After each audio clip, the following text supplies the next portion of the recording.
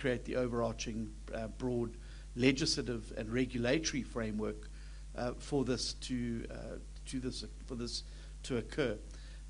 There's already also huge technology that exists, and I have been in discussions with one of the large players in the fuel space, Sasol, who have the capacity and technology to be able to start moving quite determinedly into the biofuel sector.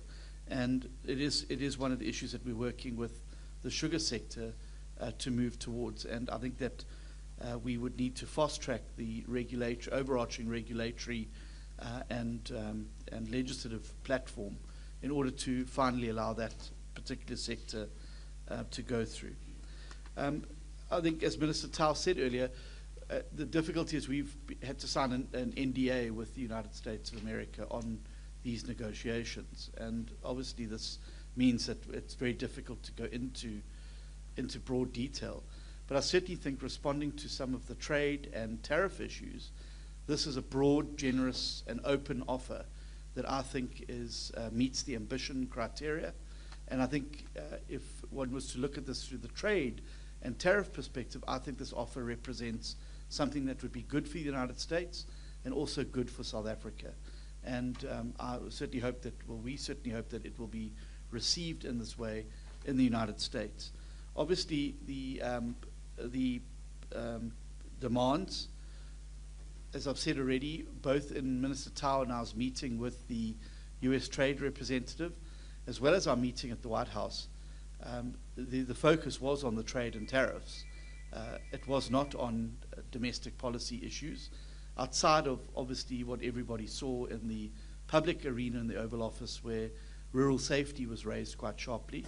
And obviously we've taken heed of that and are working together, both Agriculture and the Police Portfolio Committee, to look at what measures can be in place to improve rural safety so that we can provide that satisfaction on that issue. But certainly in the other meetings, the issues were focused very sharply on tariffs, trade, and ambition. And we have tried to respond to that. Obviously, there have been other interlocutors that have emerged on the scene who have different views and have said there's other things. And obviously, these were not formally raised with us, certainly in those two formal engagements. So our focus in this offer responds to those trade things. As I said in my initial remarks, there are perhaps other issues, but DIRCO and those departments are going to have to deal with those through the channels that are established between South Africa and the United States to perhaps explain some of those issues, perhaps indicate what we're doing to resolve some of those issues. But that's above Minister Tau and my pay grade, I'm afraid. Thank you very much. Thanks again, Ministers. Colleagues, I'm going to take one final round in the room. And if we do have space for one or two more questions from the WhatsApp line, then we'll go ahead. Let me not prejudice anybody at the back there. 1, 2, 3, 4. Okay, this is a big round. 5, 6. Okay, 6 questions. Thank you. Thank you so much. It's Wikanyo, MDN TV. I only have one question for the Minister of Agriculture. I don't know if you have already answered or explained the matter regarding the steps that have been taken to protect the perishable agricultural exports that are at risk. Thank you. Thank you. Number 2. Thank you very much. My name is Qiniso from Creative Qiniso Online Media. I have two questions. The first question I just would like to ask from the Agriculture Department as well as DTI. Do we have any plan B or C negotiations against the Donald Trump tariff? Maybe you're gonna say you withdraw the exploration of land. Do we have any plan C, B, or G on that, or that is not touchable? May rather the tariffs go on. Then my second question is that after hearing that the rural areas or the agricultural areas is doing good, but my question is that do we have any plans or do we have any previous practice we have done to improve the dignity of a rural person? Because it look as we go around to the rural areas, or there are even jokes about people from the rural areas, and you can even see the influx of rural people. They try to come to the urban areas to improve their dignity. Do we have any plans to improve the dignity of these people? Because I can hear that there is good production that is happening there as we are speaking right now. Thank you very much. Thank you very much. Susumi Maizumi from Japanese daily newspaper Asahi. You've already mentioned about Japan, but this month, Tokyo International Conference on African Development, TICAD, will be held in Japan. And how does South Africa government intend to develop relations with partners such as Japan during this difficult time, especially negotiating with the US? And as you know, actually, half of grapefruits in Japan are coming from South Africa. So we already have like some kind of infrastructure about our trade. So how do you want to expand this relationship? And if you expect anything from Japan, please let me know. Thanks, Tri. Thank you so much. Thank you so much. Francis Logamachate from Progressive Independent News Agency. Ministers, will you say these South Africa-US trade negotiations are the most difficult ones, based on the fact that you don't seem to be getting to the ground and having some agreements that did end up going to the situation, or the popular phrase, stable but critical? And the second question is, as part of diversification, what are the new trading negotiations considered for China, and in which, which products will those be? Thank you. Thanks, Fo.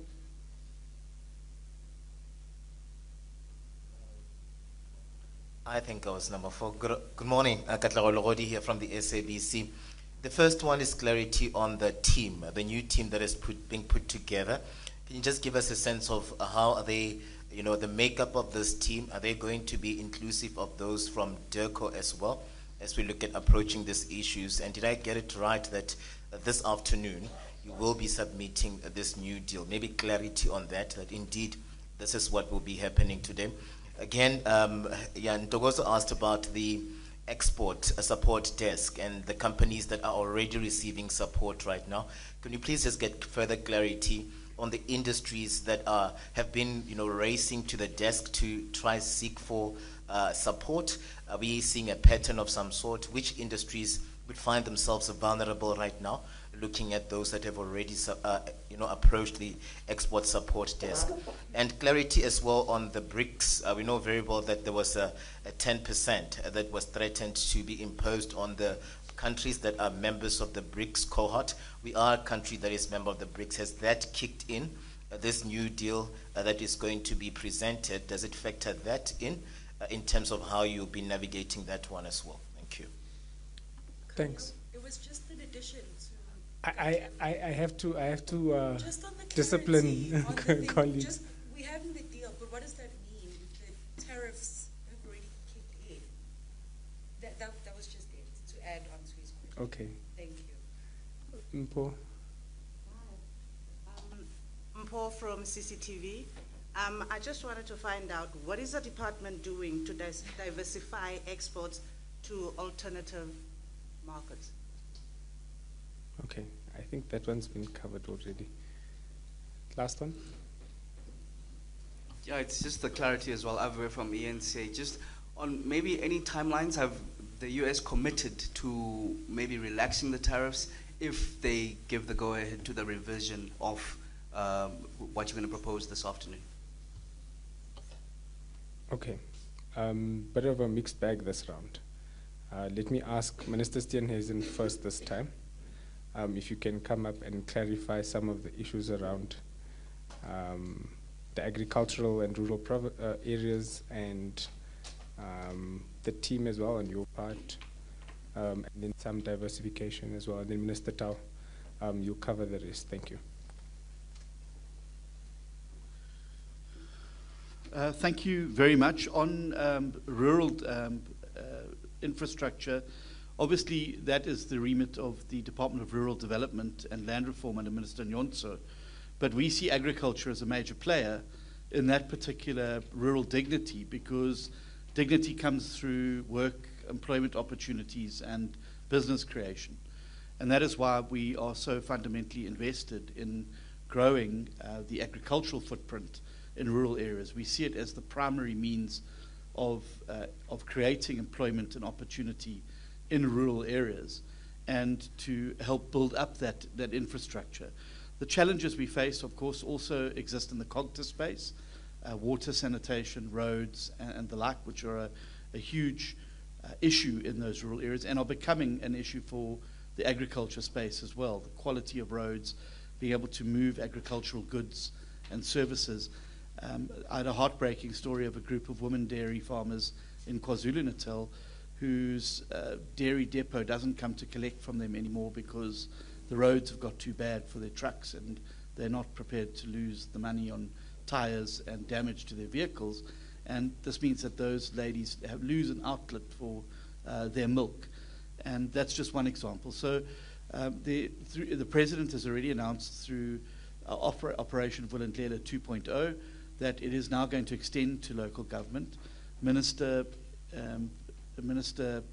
Kondongwana has also, through National Treasury, started to embark on a process of ring fencing, particularly on the services at a municipal level, to ensure that a portion of that money raised through electricity, through water reticulation sales, is reinvested into infrastructure to ensure that we don't have the outages and the like there.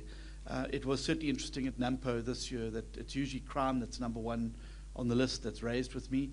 This year at Mpho, it was largely around infrastructure. So we're working together with the Department of Rural Development, with COGTA, as well as Operation Vulindlela and agriculture. I think that there's a lot more synergy that we can find in ensuring that we ensure that those rural areas have the infrastructure that they need to support the economic growth that we're trying to stimulate and create in those areas. And of course, that then leads into safety. And I've already announced and spoken about the initiatives by the Department of Agriculture, or the Agriculture Portfolio Committee, and the Police Portfolio Committee had a historic first engagement around farm attacks, rural safety, and the like, that affect our biggest stakeholders in those areas, our farmers and farm workers. And certainly from my department, they're our most important stakeholders, and protecting them is obviously very important. In terms of Japan, I attended a trade visit with the Deputy President. I met the Minister of Agriculture in Japan, very impressive, deeply impressive young minister, and we have had a good discussion about how we could improve. Japan is a very important growing market for us in wine, citrus, but also from grains. And we are in the midst of negotiating a deal around maize, which Japan is looking for. And I see Japan as a huge growth opportunity for us going forward. It is obviously difficult negotiating when the issues that you're negotiating are not necessarily about trade and tariffs. And that obviously complicates things. And I think that's also why we've had this particular situation. But I also think there's a matter of volume and scale. As I said, South Africa is a very small exporter to the United States in their global terms. And there are countries lining up outside the USTR's door to try and get their deal on the table. And so that does complicate the timelines. And perhaps, in other countries where you're dealing with trade negotiations, it's generally one-on-one and there's a focus. Here we've got a whole lot of countries scrambling to the USTR to try and avert tariffs and the like. And so I think there is a bit of congestion, and that does complicate the timeline somewhat. So I don't think it's a function of us sitting on our hands, as some have alluded to. It's a function of the fact that there are processes that we are required to follow, and that other countries are also going through these same processes, and so we would need to do that. In terms of diversification, China is obviously a huge opportunity for South Africa. A 1.6 billion population, that's a lot of mouths to feed, and a lot of demand for agricultural products. I can today share that after the last visit that I attended with the Deputy President in China, and our visit as the Agriculture Minister to the GACC, we were given the protocol for stone fruit. Significant in a number of ways. It's the first time that China has negotiated more than one product with us at a time. It's usually they focus on one fruit type. We got 5 in this particular deal: stone fruit, apricots, peaches, nectarines, plums, and prunes. These are obviously, we hope to conclude now this protocol on the sidelines of the G20, the Agriculture G20 next month, and that will then open the way for stone fruit from South Africa into China. The next mission thereafter is cherries and mangoes, and we are already advanced in terms of the negotiations there, and I think that would open huge opportunities for us to be able to get those particular products there. Minister Tau has indicated that the low-hanging fruit for us, pardon the pun, would be able to redirect citrus that's going to the US now into the European Union. But that is going to require a negotiation in order to try and get around the citrus black spot issue, which we do not see as unsurmountable, and we believe that with the right phytosanitary safeguards, there's no reason whatsoever that the European Union should balk at being able to accept the citrus. Even with the 30%, there are certain agricultural producers who feel that they would still remain competitive in that environment. Particularly, I was with one of the largest avocado producers in South Africa last week. I went to visit them up in Limpopo province. They believe even with the 30%, we can still compete effectively on avocados, for instance, given the price that our competitors are landing them at, that we can still compete even with that. So what they're looking for is for us to continue the engagements around market access. And we will obviously continue those processes as through Dr. Jafta in Washington to try and conclude those opportunities so we can see further growth going there. I just want to make one interesting point about BRICS. If one looks at the US's trade with Brazil, India, China, and other countries in the BRICS, it certainly dwarfs anything that we do. And so I don't think that it would be fair or right to penalize South Africa for being part of a regional bloc like BRICS, which obviously is our prerogative as a country. As I said, the US certainly does trade with all of those countries. Some of them have obviously been slapped with far more punitive tariffs than we have. India sitting at 50%, and Brazil sitting at 50%. And obviously, there are global dynamics now around trade that are going to make these waters more difficult to navigate. But as the old saying goes, you can't be sailors that curse the sea. We have to navigate the seas that are now in front of us. And this is perhaps the new way things are going to be going forward. And I think that it's even more incentive to do what we can to improve the relationship with the United States and to retain access to their markets. I think it's in their interests as well to have a good relationship with the most industrialized and largest economy on the continent, but also to make sure that we're not putting all our eggs in one basket and that we are looking determinately for other markets. China, Japan, the Middle East, South Korea, these are huge opportunities, I think, that remain untapped for us as South Africa.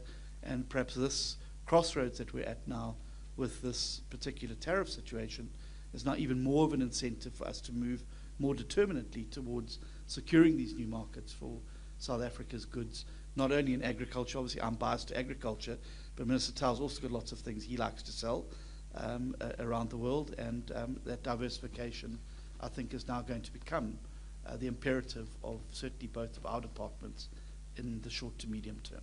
Thank you.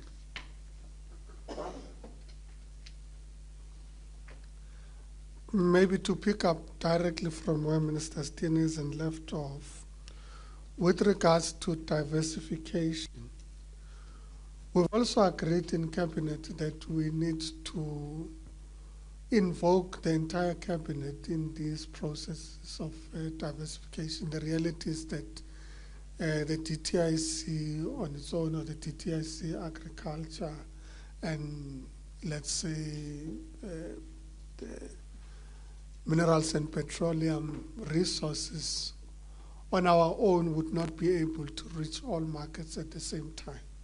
So part of our reality is that we kind of have to invoke all members of the National Executive to be part of the pool of people, and we would be able to provide the necessary technical support behind that pool of people. And we think that that would be a much more valuable thing to do than to expect us, as these departments, to be all over the show all at the same time. It's extremely, extremely difficult to reach all these markets. And I'm answering both the question with regards to diversification and also what markets are we targeting. Of course, we indicated that we have engaged with the EU. We had a summit with the EU earlier this year. We agreed to develop a clean trade and investment partnership. We're in the process of finalizing that partnership with the intention that it would be signed off in November at the BRICS summit between the two presidents. So we're working very hard to ensure that we're able to implement that. We also saying that where there are areas of, if you like, disagreement, and we made an example of the citrus black spot, that we should be able to resolve this on the basis of bilateral engagements with the EU, and would be pursuing that strategy. We've been to China recently. We've given them a list of the top 100 products. We've varied that list to now include more industrial products. We've presented a proposal with regards to specific areas of cooperation, and we've had commitments from the Chinese to invest in particular industries. So certainly we're talking to them. As indicated, we will be led by the president at TICAD in Japan, and the engagements on TICAD would also include bilateral engagements between the president and the prime minister at that side, including, of course, bilateral engagements with our respective counterparts. We intend to sign a set of MOUs at the back of historic trade relations with Japan. So it is a market that we're targeting. We have also received confirmation that we would have the Joint Economic Commission with Saudi Arabia in the second week actually, of September. And linked to that would be an engagement we'd also have with the UAE, so that we're able to open not just those two markets, but the broader GCC countries in the Gulf. So it's an area of focus that we're working on to ensure that we're able to deal with it. I should say that we had intended to include Qatar in this visit that would go into the Gulf, but the agreement now is that Qatar would be in South Africa and intend to have a visit to South Africa in end of November, early December. So rather than, in fact, including them in this round of engagements, we should be able to engage with them at the back of the direct discussions and visit that they would be having in South Africa at the end of this year. I'm just giving you a flavor of some of the markets. There are markets that historically we've had relations with, but the trade relations have not been very, very solid. And we're now extending engagements with those markets. Those would include Brazil and broader the Mercosur countries. We've targeted that. We've also targeted countries in the Asian region. So there are countries in the Asian region that we're targeting. And we've already said Vietnam, Indonesia, and Thailand would be amongst the countries that we're targeting on the basis of the engagements that we're currently having.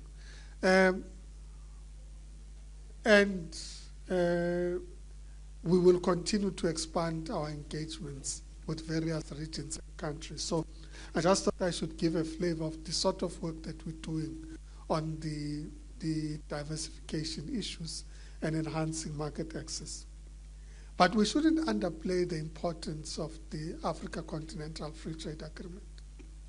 In fact, you know, when we talk about export and having China, the EU, and the US as our biggest trading partners, it is on the basis of, in fact, them either as a bloc, the EU, or China and the US as individual countries. But if you look at our trade basket, Africa is the most important. It remains the most important market for South Africa.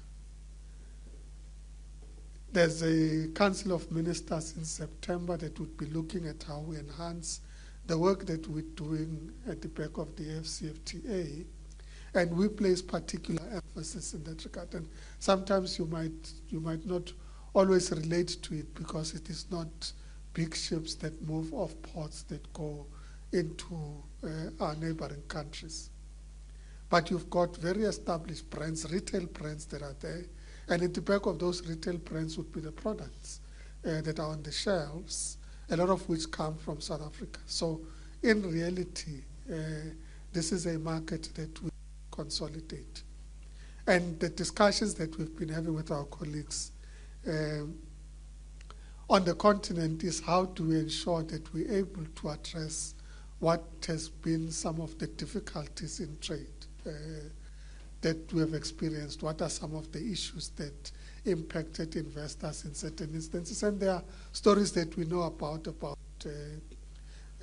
companies that suddenly get increased tax requirements, increased regulatory requirements, and so on, that present as a challenge, but also new opportunities, you know, expanding access to products that historically we have not imported from our neighbors, including, amongst others, oil and gas, as opportunities that we have not fully exploited. So optimizing the work that we're doing in Africa is extremely important for all of us.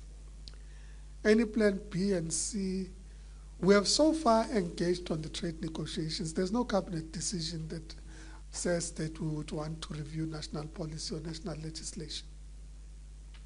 So there's no cabinet decision that says so. And I do think that as South Africans, it is important that we reaffirm our own commitment to our own sovereignty as a country. The ability to make decisions on national policy and the direction that we're taking as a country is an extremely important point. And when countries engage us and say, we need you to change your national policy, we should not suddenly think that that constitutes a plan B and C, because then it means that before Parliament passes laws, it must consult another country. It's not a very sustainable thing to do as a country. So we need to preserve our sovereignty as a country. So to the extent that there would be engagements, this policy impacts trade, creates non-tariff barriers and so on. These have been matters of trade engagements and negotiations. Because we also go to other countries and say, yes, you have created access to our products, but you've got non-trade barriers that make it difficult for us to trade with you.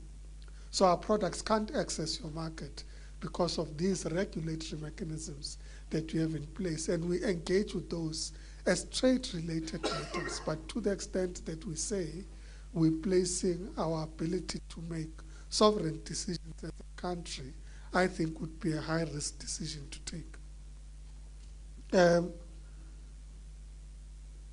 Are these the most difficult negotiations? Let's just say certainly unprecedented. Certainly unprecedented because historically you engage in negotiations at the back of globally established rules of engagement governed by the World Trade Organization.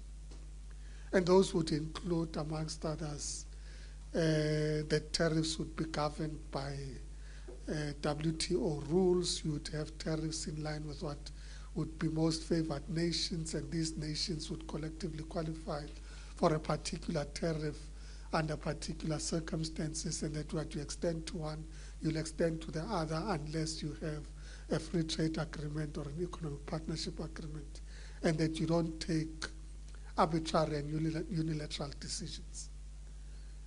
That book has been put on the side for now, and all of us are grappling with the reality of what we're dealing with. I certainly think that it would be a subject that we would engage at G20 amongst others, but it would certainly be a topic of engagement when we get to the Ministerial Council that would be held in Cameroon in March next year, which is the regular WTO Ministerial Council that's held.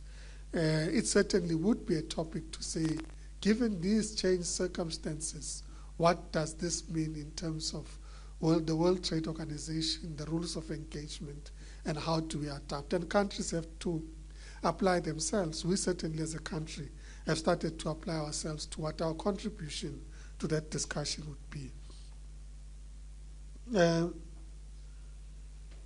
The expansion of the team, I should say that the team ultimately when put together includes the presidency.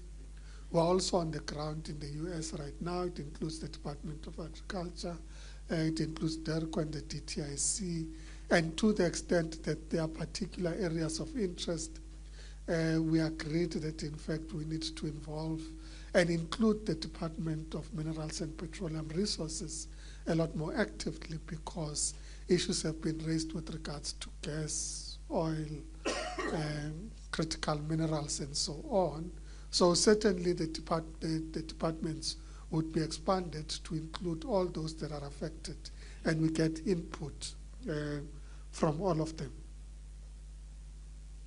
Will it be submitted today? Yes, it will be submitted today. As I said, we had engagements with them through our own representative who was there, the Chief Director for Bilateral Trade, who is in the US right now. We've dispatched him there to stay there until certain issues have been resolved, and we've had to have people acting in his stead in the department so that we're able to deal with these issues. The advantage that we have with him is that he was also trade representative in the US, a trade attaché rather, in the US.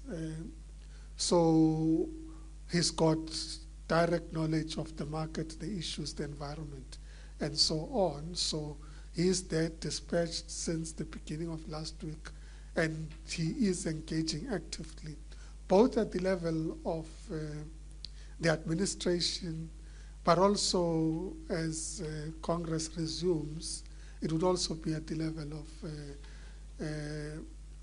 the Hill, if you like, Congress, that would be able to engage with Congress and should be able to get value from those engagements. And to the extent that we would need to dispatch even the directors general whenever necessary, the ministers whenever necessary, we stand ready to dispatch all capacity that we have at the point that we need to dispatch that. But as I said earlier, we're also dispatching this capacity all over the world to open certain markets. But I don't think that there could be any doubt about the importance that we attach to our continued trade and relationships with the United States. With regards to the 10% BRICS tariff, it has not been presented as a direct option yet. It was mooted rather. I would have preferred muted, but mooted rather, as a point that could be under consideration, but it hasn't been put officially on the table. Therefore, we have not factored it in as a number. At this point, we're dealing with the numbers that the US has published. I think, Camille, I've covered everything, and Minister Steenhuisen had earlier covered the other issues. Thank you very much. Ministers, thank you very much. I am going to abuse you for 2 more questions. I'm going to allow one from WhatsApp. If there's any new questions, Pumzile, on WhatsApp, one. And I'm going to give my colleague in blue here the other one. And then that's it. We have questions from Gwena Mashale from the Sowetan, who asks, how will the localization support fund be financed? What accountability mechanisms are in place? How will the block exemption for exporters be implemented and regulated fairly? And what safeguards exist to prevent anti-competitive behavior? Thank you. Good morning. It's Ndando Tsukwana from Bloomberg News. Just wondering, Minister Tau, if the DTIC has given consideration to raising the import tariffs it levies on India and China for the auto sector, just to stem or prevent flooding into the South African market, given the fact that the US tariffs does threaten to weaken demand for our South African autos. And then just one for Minister John Steenhuisen. The stone fruits that you mentioned are, have been granted access to the Chinese markets. Just want to confirm that will be tariff-free. Thank you.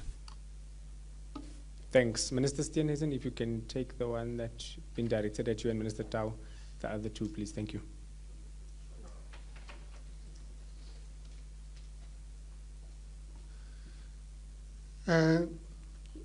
Thank you very much. The Localization Support Fund exists already and has been financed through certain competition agreements that have led to investment in localization. So some of the public interest investments have gone into the Localization Support Fund. It functions as an NPO and as a governance system, and we have a mechanism of engaging with them with regards to the work that they are doing. And in this instance, we have engaged them to ensure that we're able to bring those resources and capability on board to implement the mitigation measures. But it's not limited to those. It also includes broader localization issues that need to be pursued and implemented. The block exemption will be published for public consultation, and the final design and conditionalities attached to the block exemption would come out of the public consultation process. But as we publish, we would indicate what would be covered in the block exemption, so we're not giving companies carte blanche. And we're also cognizant of the response on the other side, because remember, our trade partners would also be concerned that, in fact, and if we don't do it well, it could be perceived as enabling collusion. In this instance, it is about consolidating the efforts that we can put together to address the challenges that we have, but we also have to protect the competition environment in our country. So when we publish, those safeguards would be put in place, and of course industry and stakeholders would be able to contribute to that discussion. With regards to Chinese and Indian auto, it is a discussion that we're currently having with the intention, in fact, of taking a less punitive approach, but rather taking a more proactive approach of getting some of those products manufactured in the country. You know that bike is already in the country. Many of them have expressed interest of establishing in the country. They are making contributions to the process currently underway to review the APDP, which is the policy framework on the automotive industry that we've put in place. It's currently under review, and they are making contributions in this regard. We engage directly with both their countries, but also individual companies about this and measures that would put in place. Could the measures include tariff measures? I'm not going to preempt what the actual decision is going to be in this regard. I think we'll get to that point at the point at which we finalize the revised automotive development program, so to say, so development program. So it is our intention to accelerate the policy development process and related instruments in the implementation of the APTP. Who am I disadvantaging now? Thank you. So yeah, I think I've covered the issues around the auto. I should say that we spoke about the Chinese, but in the next 2 weeks we'll also be engaging with both Japan and India. You would know that Suzuki has had a great presence in the country right now, and we will be visiting, and they're exporting from India. So whilst it's a Japanese company, they're exporting from India into the South African market. So we'll be touching both the parent company and the company that's exporting into the South African market to see how we can cooperate and collaborate on the basis of seeking to attract them as an investor into our country. So we're not wielding the stick as a starting point. We start with the carrot and then balance it with the stick. Thank you.